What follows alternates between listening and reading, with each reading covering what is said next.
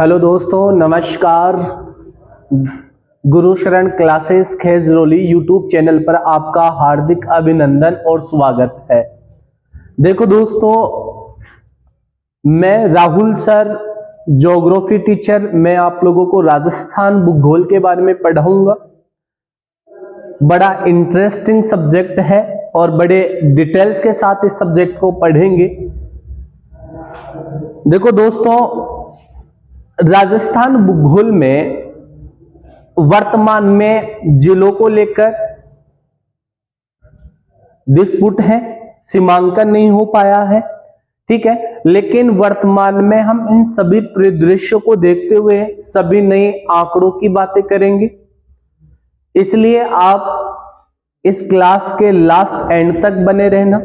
ये क्लास बड़ी इंटरेस्टिंग होने वाली है। मैं दावा करता हूं कि एक बार आपने इस चीज को पढ़ लिया, ये लास्ट होगा आपका। आपको न किसी गाइड को देखने की आवश्यकता पड़ेगी, न अदर क्लास लेने की आवश्यकता पड़ेगी। आप धैर्य बना के रखें और बड़ा ही इंटरेस्टिंग टॉपिक है। और हम अब ज्यादा समय को न गवाते हुए क्लास स्टार्ट करते हैं। जैसे दोस्तों, अपनी जो आज की क्लास होगी वो क्लास है, जो मेन सब्जेक्ट तो होगा वो तो है दोस्तों राजस्थान का भूगोल, ठीक है। और राजस्थान के भूगोल में सबसे पहले जो अपना टॉपिक होगा, उस टॉपिक का नाम होगा दोस्तों राजस्थान शब्द का परिचय। राजस्थान शब्द का परिचय, ठीक है। तो देखिएगा दोस्तों, सबसे पहले हम राजस्थान शब्द की बात करते हैं, ठीक है। देखना भाई, राजस्थान की सबसे पहले हम बात करते हैं वैदिक काल से। कौन से काल से? वैदिक काल से। वैदिक काल का मतलब है वेदों की रचना के समय की यदि हम बात करें तो उस समय राजस्थान को क्या कहा जाता था? आप कहेंगे सर ब्रह्मादेश। क्या कहा जाता था? ब्रह्मादेश कहा जाता था, ठीक है ना। फिर इसके बाद हम बात करेंगे किस काल की? रामायण की। रामायण ग्रंथ की हम बात करें तो रामायण, पहली बात हम बात करेंगे कि भगवान श्री राम से संबंधित है, ठीक है ना। भगवान श्री राम से संबंधित ग्रंथ है जिसमें हमें बहुत सारी बातों का उल्लेख मिलता है। और हमें इसी ग्रंथ से यह भी पता चलता है कि हमेशा हमें जननी की, एक औरत की इज्जत करनी चाहिए। जब इज्जत औरत पर आ जाती है तो एक साधारण सा पुरुष भी एक अलग ही अपने अंदाज में आ जाता है। जैसे कि आप लोगों ने सुना होगा कि भगवान श्री राम ने रावण को, ध्यान रखना, अपनी पत्नी की सुरक्षा के लिए क्या किया था? वध किया था और अपनी पत्नी को वापस लेके आए थे। तो उसी ग्रंथ की मैं बात कर रहा हूं और उस ग्रंथ का नाम आप लोगों को जो देखने को मिलेगा, उस ग्रंथ का नाम है रामायण। तो सबसे पहले हम बात करते हैं रामायण के रचयिता की। तो आप कहेंगे सर रामायण के जो रचयिता हैं उनका नाम है वाल्मीकि।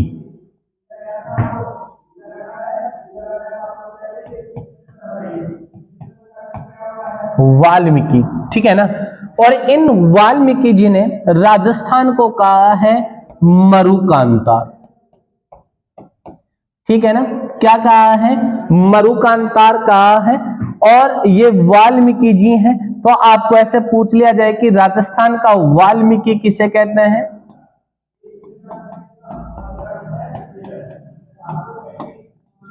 वाल्मीकि किसे कहते हैं? आप कहेंगे हरि सिंह को, ठीक है ना। हरि सिंह सांकला को कहा जाता है, जो पहले चंबल के डाकू हुआ करते थे। डाकू का मतलब समझ रहे हो ना, कि जो लोगों को लूट पाट कर अपना उधर पूर्ति करता था, अपने परिवार को चलाते थे, हरि सिंह जी।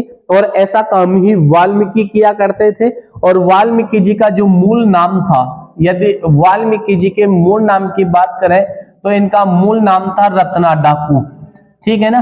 फिर बाद में ध्यान रखना ये क्या कहलाए है, वाल्मीकि कहलाए। तपस्या करने के बाद में क्या कहलाए, वाल्मीकि कहलाए। देखो दोस्तों, मैं पहले भी कह रहा हूं कि आप क्लास के लास्ट तक बने रहना, आप लोगों को यहां पर सब कुछ मिलेगा गुरु शरण क्लास एज पे।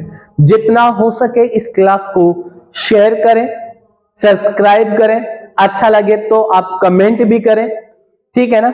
और आप आगे यदि हम और बात करें कि इसके अलावा और हमें क्या देखने को मिलेगा, तो इसके बाद अपने पास में एक ग्रंथ आता है और उस ग्रंथ का नाम मिलेगा आपको महाभारत। कौन सा ग्रंथ, महाभारत ग्रंथ की बात करते हैं।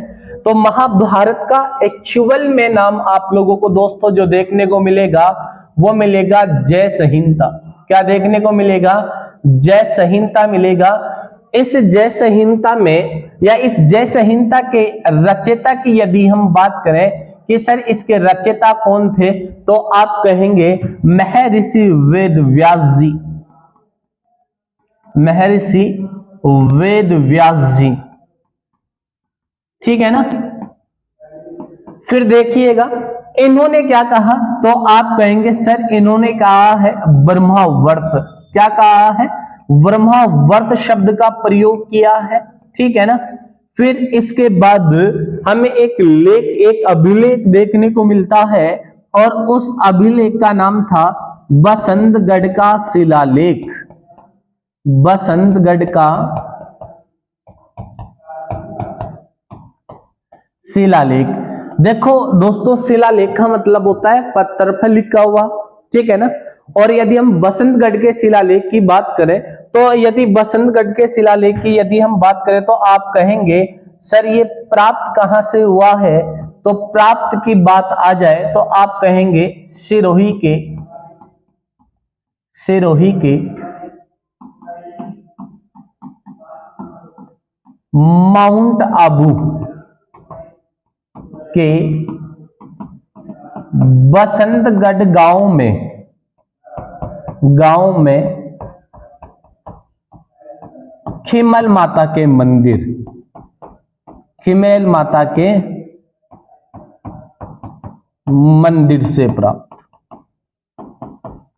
जो खिमेल माता का मंदिर है वहां से यह हमें क्या हुआ है, प्राप्त हुआ है।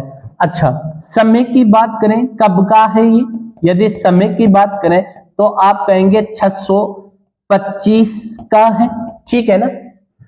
इसके बाद में आपको पूछा जाए कि इस समय या इसका रचयिता, इसकी रचना किसने करवाई, तो आप कहेंगे चामुंडा वंश के एक शासक थे,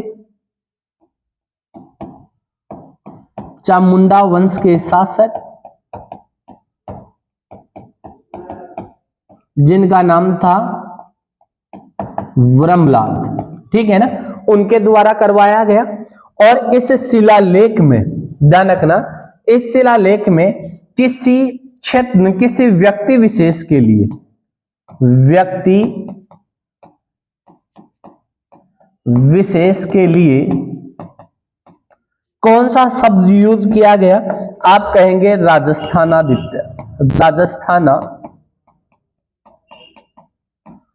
आदित्य शब्द प्रयोग किया गया, ठीक है ना। यह शब्द आप लोगों को किस में देखने को मिलेगा, बसंतगढ़ के शिलालेख में देखने को मिलेगा। आगे देखिएगा इसके बाद और क्या इंपॉर्टेंट है।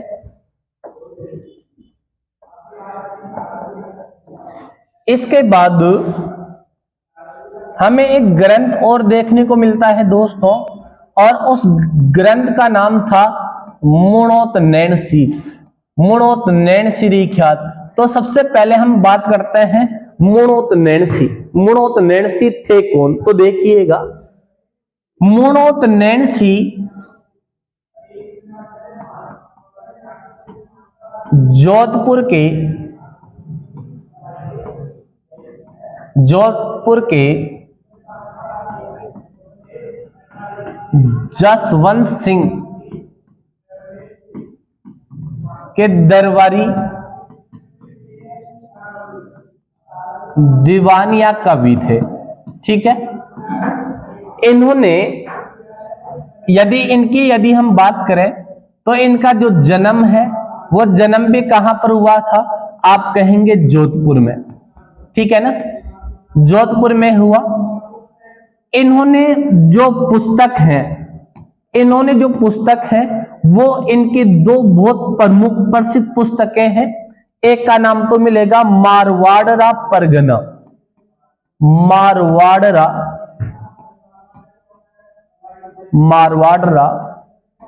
परगना, और एक और इनकी जो पुस्तक मिलेगी उस पुस्तक का नाम मिलेगा दोस्तों आपको क्या, आप कहेंगे मुणोत नैन श्री ख्यात।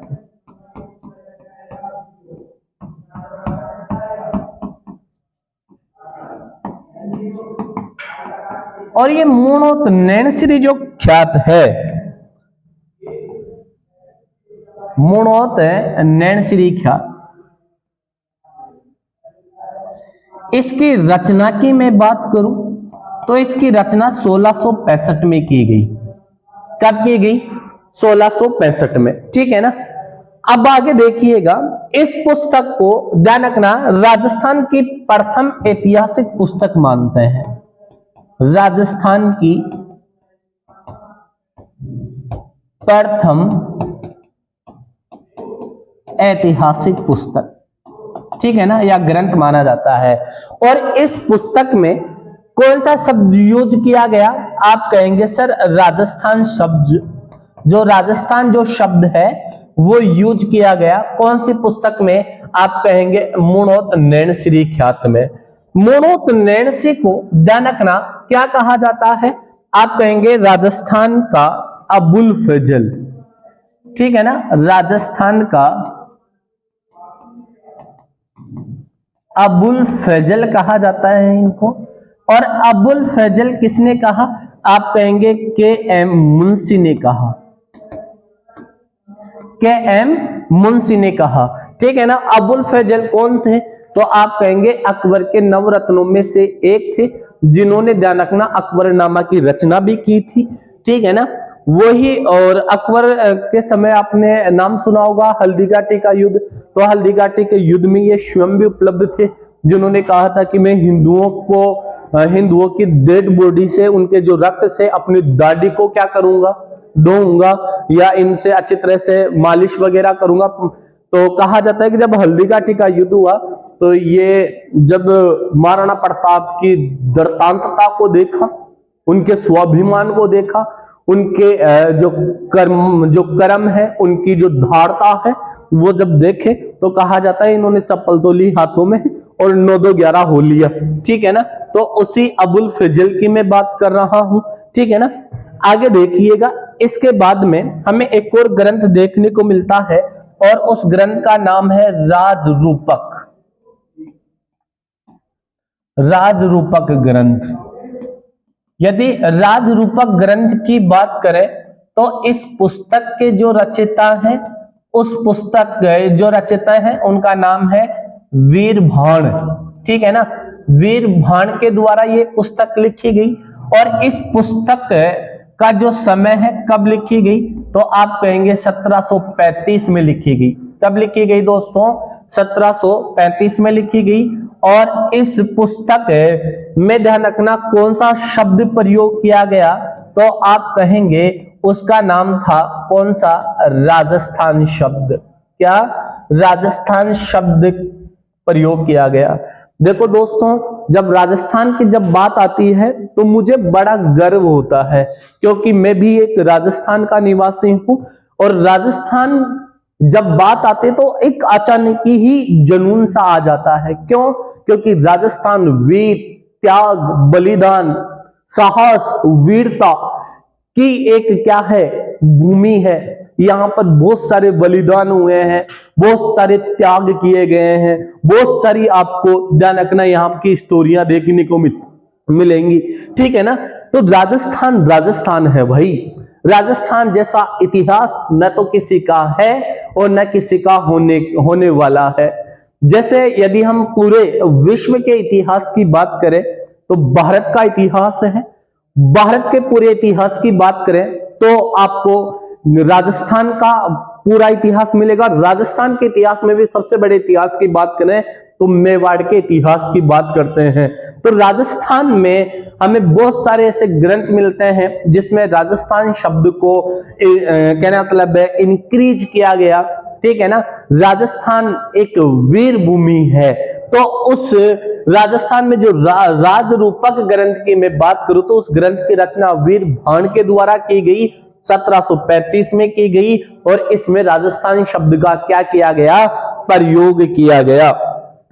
आगे देखिएगा, इसके बाद अपने एक आते हैं कौन, और आप नाम सुनोगे, उनका नाम है जॉर्ज थॉमस, ठीक है। कौन थे जॉर्ज थॉमस? तो ध्यान रखना, आप कहेंगे ये थे आयरलैंड के निवासी। कहां के निवासी थे? आयरलैंड के निवासी थे ये, ठीक है। इसके अलावा आपको पूछा जाए कि ये थे कौन, तो आप कहेंगे ये थे ग्वालियर के, ध्यान रखना ग्वालियर वर्तमान में मध्य प्रदेश में है, जहां पर प्रतिवर्ष तानसेन संगीत समारोह आयोजित होता है, ठीक है ना। ग्वालियर के दौलत राव सिंधिया, दौलत राव सिंधिया के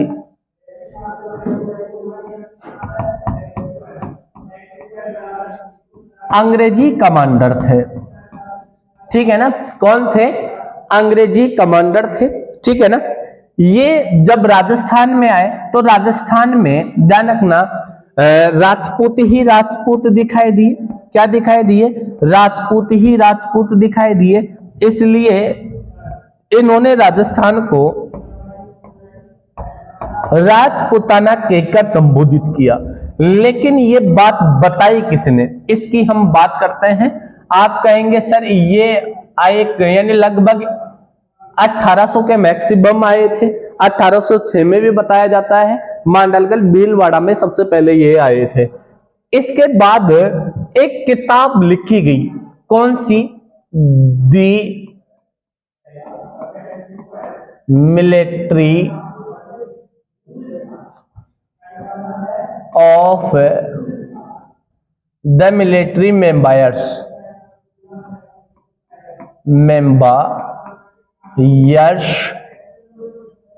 ऑफ मिस्टर जॉर्ज थॉमस,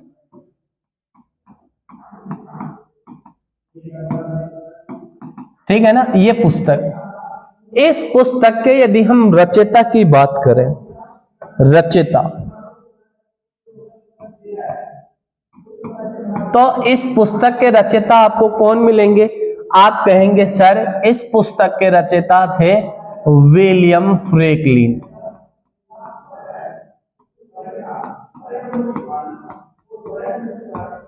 ठीक है। कौन थे? विलियम फ्रैंकलिन थे।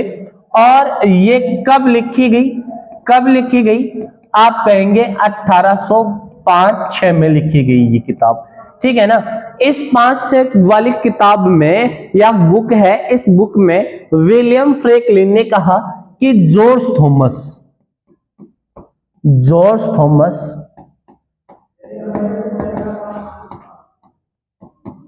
पहले व्यक्ति थे जिन्होंने सर्वप्रथम राजस्थान को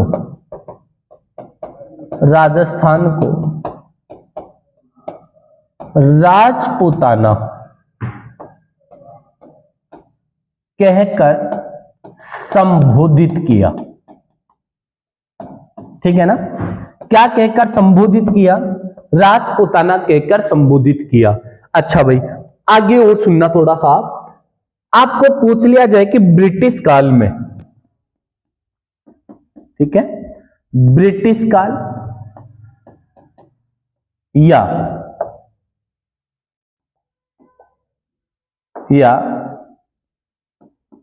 मध्यकाल में राजस्थान को क्या कहा जाता था? आप कहेंगे सर राजपूताना कहा जाता था। ठीक है, क्या कहा जाता था? राजपूताना कहा जाता था। इस बात को आप लोगों को याद रख लेना है। इसके बाद देखिएगा, इससे पहले भी एक थोड़ी सी अपनी एक बात रह गई 1791 की, थोड़ा सा नोट आप याद लगा के रखना है। नोट 1791 में धनकना मेवाड़ के शासक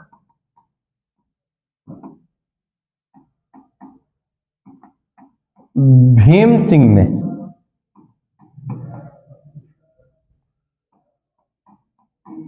जयपुर नरेश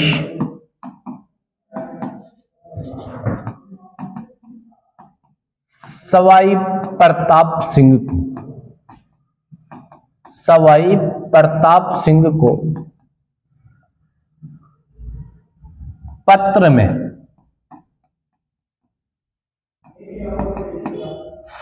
संयुक्त राजस्थान का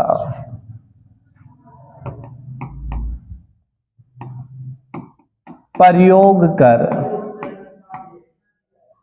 शब्द का प्रयोग कर मराठाओं के विरुद्ध की बात की या विद्रोह की बात की।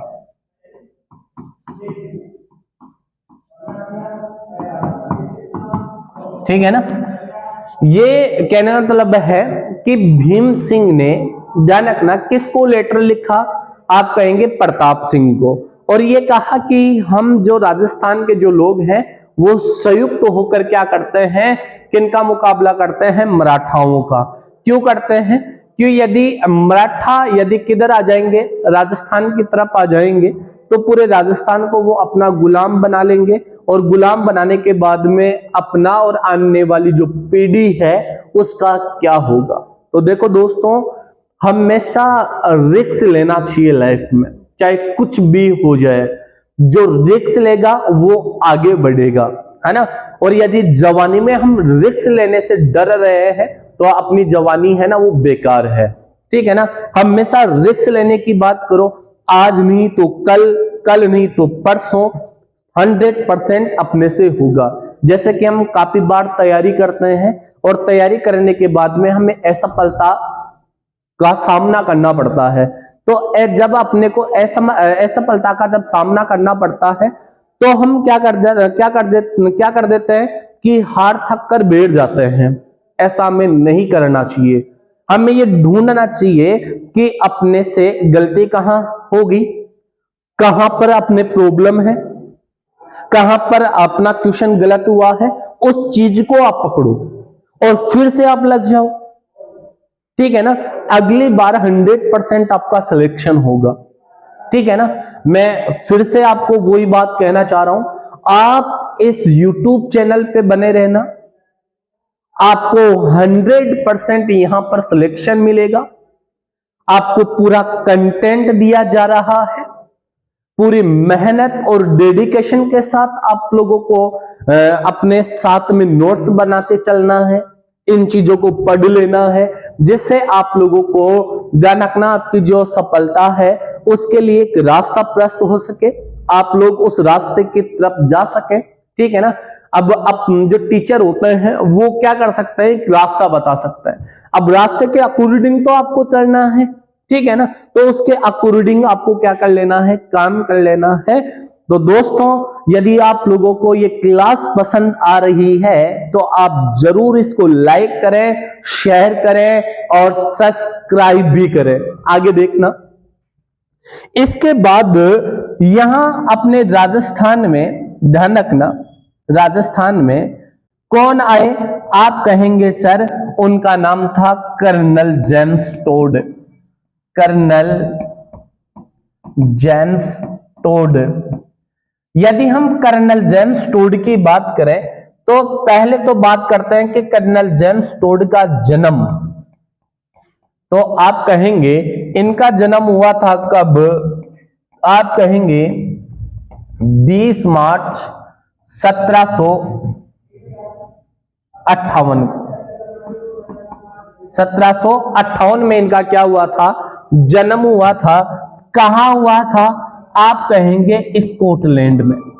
स्कॉटलैंड कहां पर है? आप कहेंगे इंग्लैंड में। कहां पर है दोस्तों? इंग्लैंड में है।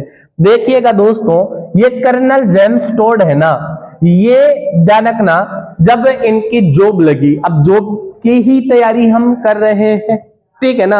अब ये बेचारा भी क्या कर रहा था? तैयारी कर रहा था। तो इसको तैयारी के फलस्वरूप इसको एक कंपनी का ऑफर मिला और उस कंपनी का नाम था EIC, ईस्ट इंडिया कंपनी। जैसे हमें काफी बार जो इंडिया के टैलेंटेड बंदे हैं वो USA में है, ठीक है ना, वहां पर सिलिकॉन वैली या सिलिकॉन एक सॉफ्टवेयर कंपनी है जहां पर भारत के कम से कम 35 लाख कर्मचारी लगे हुए हैं। उनको पैकेज अच्छा मिला, वो वहां पर चले गए। इसी प्रकार इसको सैलरी अच्छी मिली तो इसको कहां पर भेज दिया गया? भारत में। और भारत के कहां पर भेजा गया? तो आप कहेंगे कोलकाता में भेजा गया। कहां पर भेजा गया? कोलकाता में भेजा गया। अब देखना आगे, जब अब कोलकाता में इन्होंने काम किया, अब राजस्थान से बहुत सारी कंप्लेंट्स आ रही थी, जब प्रॉब्लम्स आ रही थी तो इनको क्या किया गया? इनको भेजा गया, इनका ट्रांसफर किया गया। और ट्रांसफर करके कहां पर भेजा गया? आप कहेंगे सर राजस्थान भेजा गया, ठीक है। जब ये सबसे पहले उदयपुर में आए, ठीक है ना, राजस्थान में जब इनको भेजा गया तो राजस्थान में ये बड़े बुजुर्गों के पास में बैठा, उनसे जानकारी कलेक्ट करने लगा। इसको लिखने का बड़ा शौक था, किसको? कर्नल जेम्स टोड को। तो ये बड़े बुजुर्गों के पास में बैठा, इन्होंने जैसे कि कुम्भलगढ़ का किला देखा, तो कुम्भलगढ़ की जब दीवार देखी तो उन्होंने कहा, किसी से पूछा कि यार ये दीवार कितनी लंबी है? किसी ने कह दिया ये 26 किलोमीटर, किसी ने कह दिया 36 किलोमीटर है। तो इन्होंने बढ़ा चढ़ा के लिख दिया कि ये भारत की सबसे लंबी दीवार है और विश्व की दूसरी सबसे लंबी दीवार है, ठीक है ना। फिर ये किसी और बंदे के पास में गया, ठीक है ना। और जैसे कुम्भलगढ़ के किले में ही आपको एक और दुर्ग आप लोगों को देखने को मिलेगा और उसका नाम है कटारगढ़, ठीक है ना। तो उसके लिए कहा जाता है कि वहां पर राणा कुंभा का नाम आ गया, उनका राणा सांगा है, प्रताप उनका जन्म हुआ। तो उसके बारे में जब उनको पता चला तो उसके बारे में बड़ा चढ़ा के बातें लिख दी। तो लोग इनको, कर्नल जेम्स टोड को जब इस संस्कृति से प्यार मोहब्बत हुआ, प्यार मोहब्बत वो नहीं, लवेरिया वाला नहीं, लवेरिया बड़ा डेंजर होता है, ठीक है ना। लवेरिया का मतलब है जिंदगी क्या है? बर्बाद। इसलिए लवेरिया से तो हमें हमेशा क्या होना चाहिए? दूर होना चाहिए, ठीक है ना। हमें केवल और केवल यदि लवेरिया में पढ़ना है तो किससे? हमें लवेरिया की जब बात आ जाए तो लवेरिया में आपको बात करना है बुक्स, केवल और केवल बुक्स हैं जो ही हमें ध्यान रखना सक्सेसिव बनाती हैं। वो कहते हैं ना कि यदि मोहब्बत ही करनी है तो किताबों से कीजिए, यदि धोखा भी देगी तो आपको क्या करके दिखाएगी? एक सक्षम और एक ईमानदार व्यक्ति बनके दिखाएगी, ठीक है ना। इसलिए हमें हमेशा ध्यान रखना किनको पढ़ना चाहिए? बुक्स को पढ़ना चाहिए। आगे देखिएगा, इन्होंने एक किताब लिखी दोस्तों, इन्होंने एक किताब लिखी और उस पुस्तक का नाम था, देखिएगा उस पुस्तक का नाम मिलेगा the annals and antiquities of Rajasthan. या इसी किताब का दूसरा नाम और मिलेगा, क्या मिलेगा? आप कहेंगे the central and western Rajput states या स्टेट ऑफ इंडिया। इसी पुस्तक का दूसरा नाम है, प्यारे विद्यार्थियों, इस पुस्तक को राजस्थान का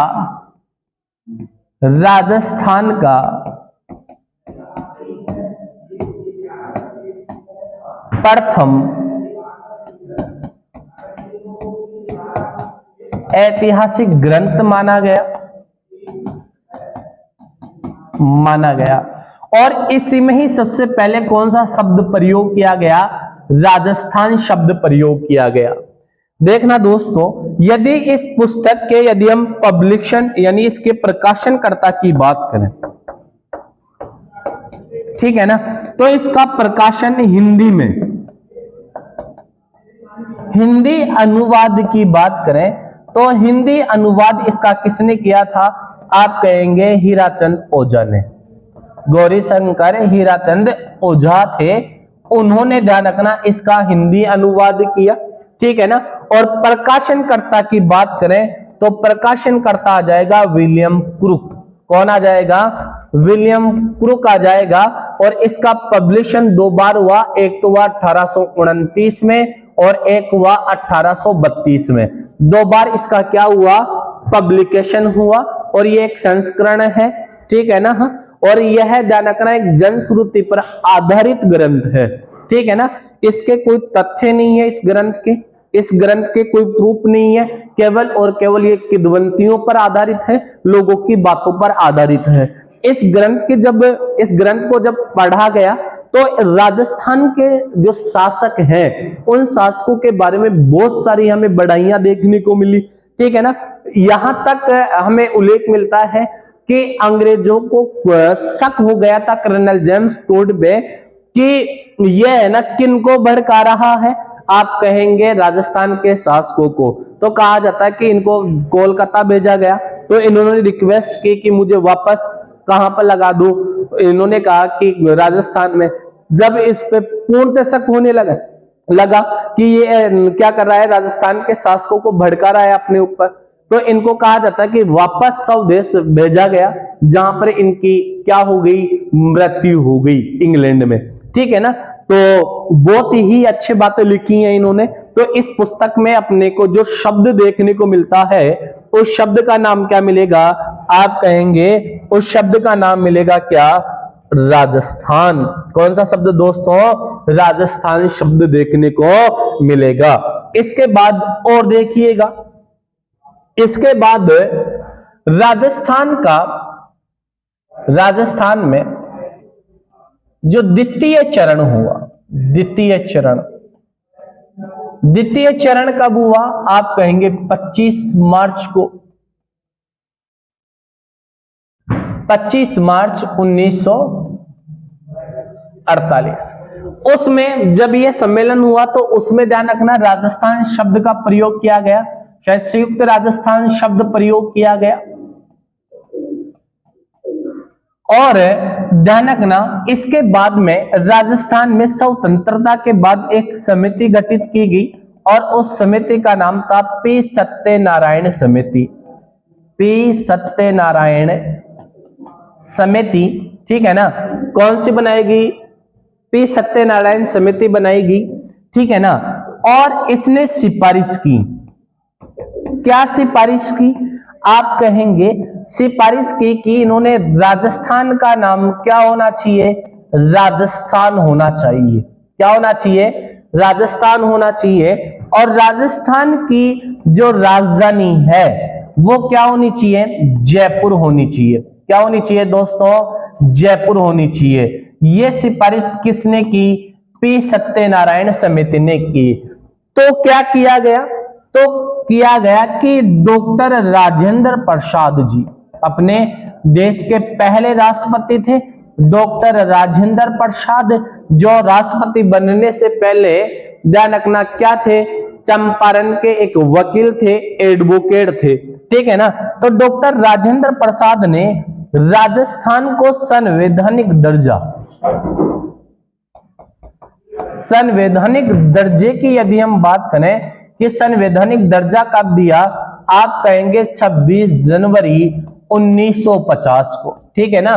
तो आपको पूछा जाए कि राजस्थान को संवैधानिक दर्जा कब दिया गया, आप कहेंगे 26 जनवरी 1950 को। अच्छा, किसने घोषित किया, आप कहेंगे डॉक्टर राजेंद्र प्रसाद ने। थे कौन, आप कहेंगे देश के पहले राष्ट्रपति थे। अच्छा, किसने सिफारिश की, आप कहेंगे पी सत्यनारायण समिति ने की। अच्छा, इसी समिति के आधार पर राजस्थान की जो राजधानी है वो भी कब बनाई गई, आप कहेंगे 26 जनवरी 1950 को बनाई गई। आगे देखिएगा, इसके बाद और क्या में इंपोर्टेंट देखने को मिलता है। इसके बाद राजस्थान का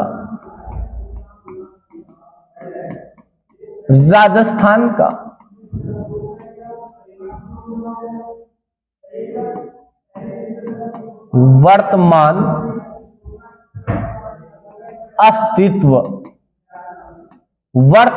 अस्तित्व कब आया, आप कहेंगे सर 1 नवंबर 1956 को।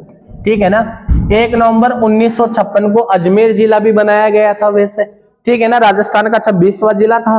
ठीक है ना, पूर्ण एकीकरण के समय मात्र राजस्थान में 26 जिले थे। ठीक है ना, तो इस तरीके से राजस्थान क्या आया, अस्तित्व में आया। आगे यदि हो और बात करें, आपसे पूछा जाए, क्या पूछा जाए, राजस्थान दिवस। राजस्थान दिवस पूछा जाए तो आप कहेंगे सर राजस्थान दिवस मनाया जाता है 30 मार्च को। अच्छा, यहीं पर आपको पूछ लिया जाए सर राजस्थान स्थापना दिवस, राजस्थान स्थापना दिवस तो वो कब मनाया जाता है, आप कहेंगे 1 नवंबर को। और आपसे पूछा जाए राजस्थानी या राजस्थानी भाषा दिवस कब मनाया जाता है, आप कहेंगे सर 21 फरवरी को। कब मनाया जाता है, 21 फरवरी को, नवरात्रों के बाद में। नवरात्रे कौन से, जो आपकी ये rose day, propose day, hug day, ये होता है ना, उन नवरात्रों के बाद में क्या बनाया जाता है, आप कहेंगे राजस्थानी भाषा दिवस मनाया जाता है। तो दोस्तों आज की क्लास में हम क्या पढ़े, आज की क्लास में केवल और केवल हमने ये पढ़ा कि राजस्थान जो शब्द है वो किस तरीके से बना, किस तरीके से लोगों के सामने आया, उन सभी तथ्यों की हमने बातें की है। तो दोस्तों यदि ये क्लास आप लोगों को पसंद आई है, यदि आपको अच्छा लगा है और यदि आप हमसे जुड़ना चाहते हैं तो आप प्लीज अपना जो गुरु शरण क्लासेज के नाम से यूट्यूब चैनल है उसको आप सब्सक्राइब करें, लाइक करें, शेयर करें। बाकी नेक्स्ट क्लास में हम मिलेंगे एक नए चैप्टर के साथ। तब तक के लिए आपको नमस्कार, थैंक यू।